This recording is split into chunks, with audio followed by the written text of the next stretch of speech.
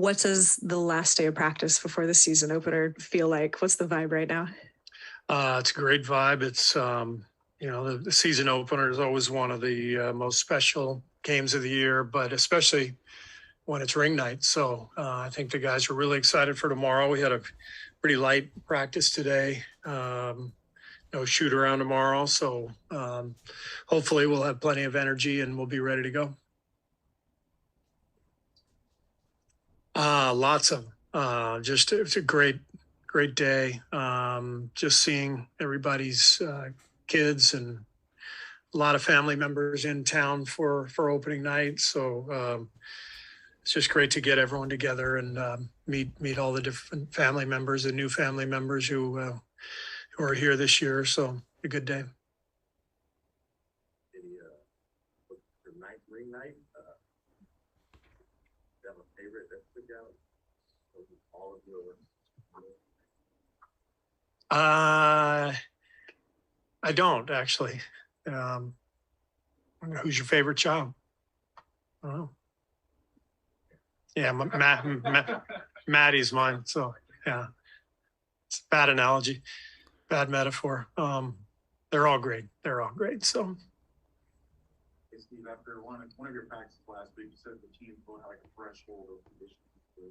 Yeah. You feel like you guys are there now? No, I don't think we're ready to have our top 5 or 6 guys play 30 plus minutes a night. So we've got to rely on our depth, not only opening night, but probably for the first couple of weeks. And that's okay. I think we have a really deep team. So we'll get there eventually. But I think just circumstances being what they were this year with the Japan trip and the drama from last week, I think, we'll get there eventually, but it's a little different vibe and a little different sort of level of preparation compared to last year, for example. So it's fine. You just adapt and adjust.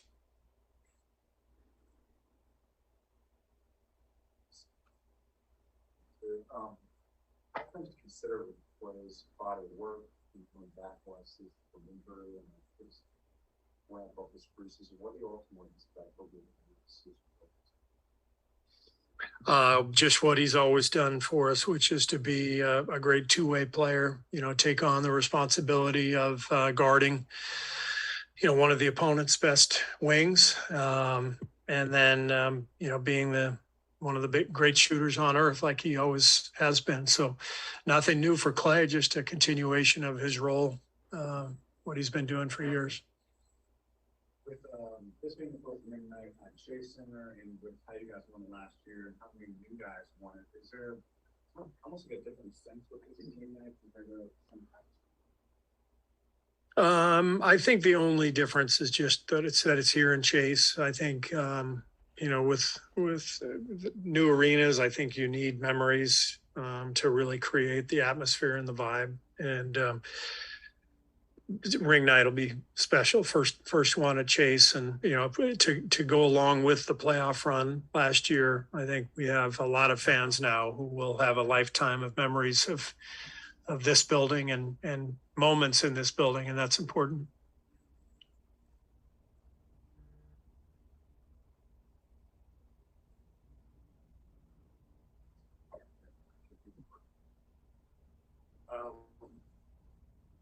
You spoke about this a little bit earlier, but what is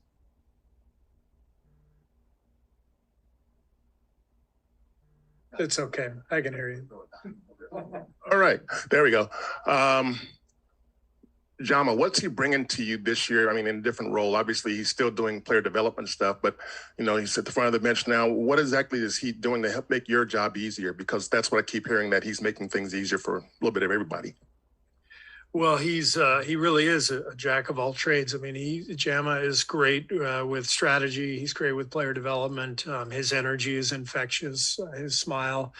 Every day he brings it. From a role responsibility this year, the biggest change is he'll be on the front of the bench and he'll be handling substitutions, taking that from Mike Brown. So the process will be, Kenny and Q and Jama and I will talk about the rotation before the game. We'll get it mapped out.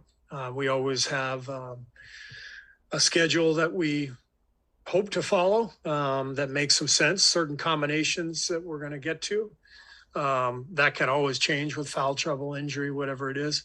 But if it goes according to plan, then he's the one with the sheet, and he's I tell him what I told Mike. If I'm up at half court and the plan is to put so and so in at 3 minutes, put him in. Like, you don't need my approval, and I've found that that's really effective to do it that way. Otherwise, you run into problems where I've just got too much going with my discussion with the referees, with the players on the floor, and we don't need to get into a full discussion when we've already planned for everything beforehand. What's your favorite practice session? Well, like Mike, he is extremely organized. So he's the ideal guy to sort of create the practice plan as we're talking about it in coaches' meetings. He's also in a meeting every day with our performance staff.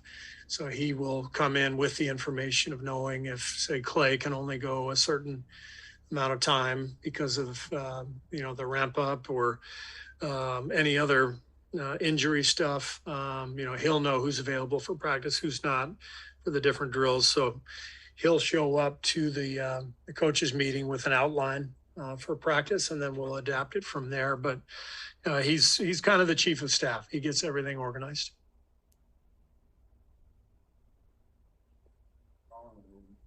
What's been the training staff's assessment of your players physically? Well, he's doing well. He's not ready to play, big minutes because he only had, the one preseason game playing about 16 minutes. So we'll build him up from here, but they feel very comfortable with where he is in terms of his leg, his calf, his Achilles, on the Achilles side that he hurt.